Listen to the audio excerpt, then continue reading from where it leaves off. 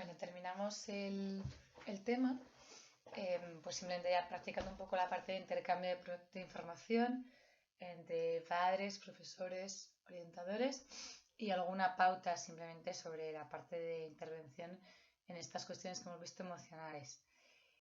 Bueno, respecto al intercambio de información, bueno, es importante que no va a ser solo inicial, sino también tener en cuenta que durante los seguimientos, cualquier posible cambio, para dar feedback a las familias, para pedirles colaboración, también para recoger información, por ejemplo, os pongáis sobre el tema de las rutinas que tenemos en casa, para que tengáis en cuenta estos factores.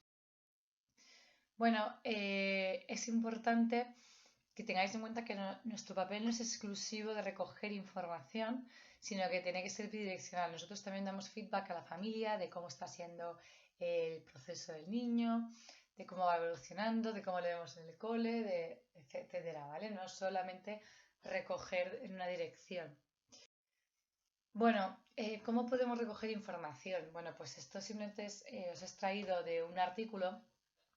Como siempre ya sabéis que me gusta hacer esto, bueno, pues algunos ejemplos, ¿vale? Para que tengáis ejemplos de cómo se llaman de manera más científica, no solo la entrevista, que es lo que se os puede ocurrir así de primera, sino también hay otras cosas. Por ejemplo, evidentemente, pues las conversaciones, las entrevistas, las vamos a utilizar de forma inicial, pero también en el seguimiento y entonces, bueno, pues vamos a, evidentemente, compartir cómo vemos al niño, qué dificultades tiene, pero también qué oportunidades tenemos de trabajo.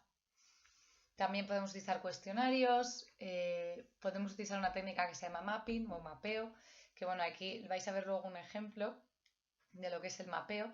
Básicamente al final me permite un análisis temático de rutinas, etcétera, por categorías. Lo vais a ver luego en un ejemplo mucho mejor. También puedo trabajar la resolución de problemas, pues eso, ayudar a la familia ante el análisis de un problema, darles ciertas tácticas y oportunidades para aprender, para resolver ese problema. Imaginaos en temas conductuales. Esto cuando lo vamos a utilizar, evidentemente, durante el proceso. Aquí no se trata a nivel inicial. Y la observación también la vamos a hacer de forma regular sobre pues, las rutinas, las estrategias que utiliza el niño, las actividades. Son técnicas, ¿vale? Bueno, para identificar rutinas, que es una cosa que además se va a dar mucho, sobre todo en infantil, pero también en primaria, cuando queremos saber qué hace el niño cuando llega a casa, qué hobbies tiene, qué pautas de deberes tiene, etcétera, ¿no? Entonces es importante que sepamos cuáles son sus rutinas. Entonces, bueno, ejemplos de cómo recopilar esta información. Este sería un cuestionario que el formato es más bien entrevista, porque vas a hablar con la familia y le vas a preguntar qué cosas hace por la noche. Bueno, pues o sea, como veis hay una serie de preguntas simplemente para ver qué hace, qué le gusta hacer, etcétera. Es un ejemplo, ¿vale? Entonces, bueno, como veis, pues al final tienes un resumen puedes hacer un resumen de esa información.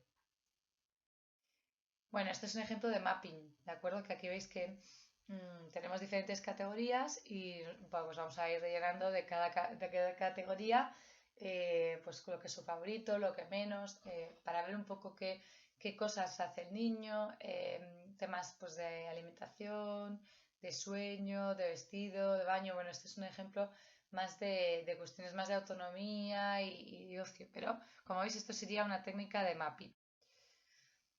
Como os decía, la comunicación es bidireccional, entonces nosotros podemos proponerles cosas a las familias, tenemos que darles también feedback, o sea, no solamente recoger de ellos información ni darles solamente pautas, tiene que ser bidireccional. Este vídeo lo necesitáis ver para la práctica que se entrega la próxima semana, el día 26.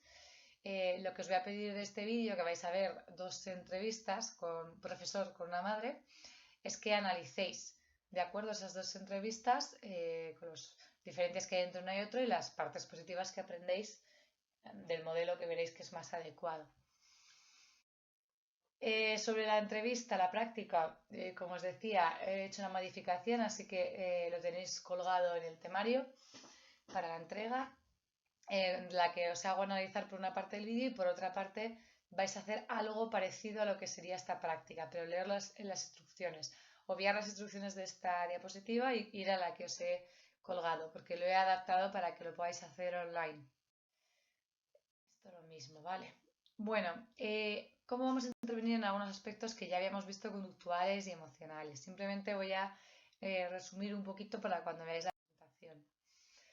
Bueno, tener en cuenta que lo que nos vamos a encontrar, lo más típico en problemas conductuales y emocionales en la infancia, pueden ser problemas emocionales derivados de un apego inseguro. Acordaros que teníamos apego seguro y apego inseguro, y dentro de inseguro teníamos tres tipos, ¿vale? También pues puede ser niños que estén más aislados, niños al revés, que sean disruptivos. Esto quiere decir niños que pues imaginaros, que pegan a otros, que gritan, o sea, que se comportan de forma inadecuada. Niños que muestran hiperactividad o dificultades para la concentración, ahí también vamos a ver un típico problema conductual, en cierto sentido. Niños con déficit en habilidades sociales o unas habilidades sociales maduras. Y también tenemos niños que presentan comportamientos desafiantes. Acordaos cuando veíamos el tema del TDA, como había una proporción bastante grande que podía tener comorbilidad con trastorno oposicionista desafiante. Pero bueno, hay también otros que sin llegar a eso nos van a mostrar conductas desafiantes. Como todo, ¿qué tenemos que considerar? Pues la frecuencia de esas dificultades de conducta, la gravedad, la persistencia. No es lo mismo que un niño esté presentando dificultades o problemas de conducta un mes, que sea por un motivo a lo mejor personal, que sea ya más persistente en el tiempo, ¿vale? Y evidentemente, pues la gravedad, eso es muy importante, ¿vale? Perdona, es que me he ido para atrás. Pues o que tengan mucha timidez, tienen riesgo de aislamiento, esto ya lo he dicho. Bueno, evidentemente, aquí manejar el comportamiento mientras se apoya el desarrollo emocional. Esto es, tenemos que tener en cuenta las dos cosas. A veces ese comportamiento que muestra el niño pues se opone a nuestros valores, a nuestras expectativas. Tenemos que tener paciencia y entender cuál es el problema.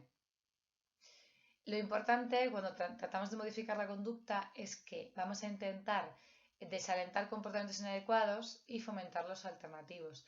Aquí, como os podéis imaginar, se utilizarán muchas técnicas de modificación de conducta, de refuerzo positivo, ¿de acuerdo? Lógicamente, pues que yo voy a reforzar positivamente conductas alternativas. Imaginaros, pues en lugar de pegar, que es lo primero que me saldría, pues voy a contar hasta 10 para relajarme. Pues eso lo tengo que de alguna manera reforzar. Lo ideal en estas cosas es utilizar técnicas de modificación de conducta, economías de fichas, ¿de acuerdo?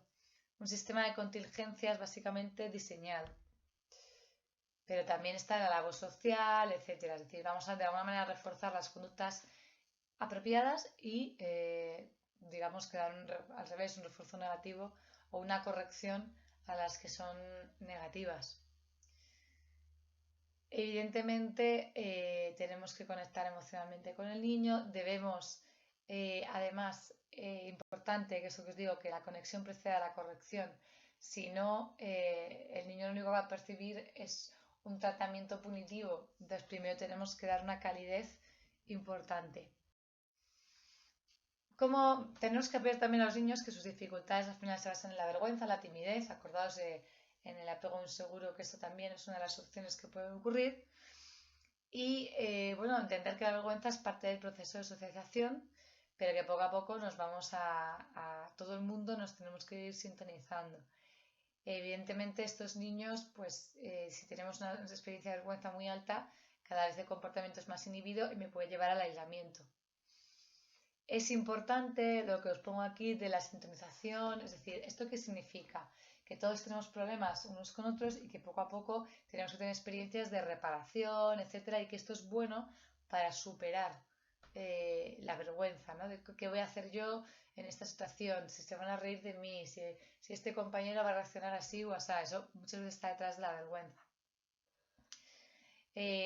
Cuando tenemos un exceso de disciplina, teniendo en cuenta que muchos niños van a experimentar vergüenza no regulada. Aquí va a haber casos más exagerados de timidez. Y también tenemos que tener mucho cuidado con el desarrollo de la culpa, porque si no lo desarrollamos adecuadamente, pues el niño se puede ver atrapado en la vergüenza. ¿Cómo vamos a ayudarles con el tema de la culpa? Bueno, pues que pues evidentemente que todos aprendamos a normalizar, que todos hacemos cosas bien y mal, y lo que tenemos que conseguir es la compensación, el cómo desarrollar esas habilidades sociales para restablecer las relaciones, hacer las paces, etcétera. Bueno, puede haber niños como os digo, generen un escudo, es decir, cuando lleven contra la vergüenza, y eso les va a llevar a comportamientos defensivos, como mentir, minimizar el problema, culpar a otros, ¿de acuerdo? No hay que atender en exceso estos comportamientos porque lo que hace al final es mayor vergüenza y por tanto un mayor escudo y más comportamientos defensivos. Entonces, bueno, le vamos a ayudar al niño o a la niña pues demostrándole empatía, comprensión y desde esa calidez. ¿Vale?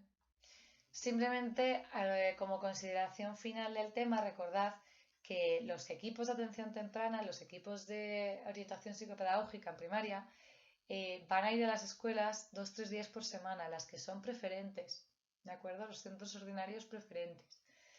Entonces, es poco tiempo el que van a pasar allí y si no son preferentes, ni siquiera eso, ¿de acuerdo? Según las demandas. Entonces, tener en cuenta que nos van a dar unas pautas que el maestro debería seguir. Nosotros vamos a hablar con la familia, nos vamos a reunir al final de cada trimestre, pero que muchas veces, cuando no es posible resolver el problema desde el equipo y la orientación que hemos dado con los maestros, pues que sepáis que existe otro recurso que son los centros de atención a la familia o también podemos derivar a psicoterapia, ¿vale? Si el problema emocional no lo podemos manejar desde el cole porque es más complicado, ¿de acuerdo? Y aquí sabéis que está colgado en el temario para profundizar estos artículos. Lo dejamos aquí.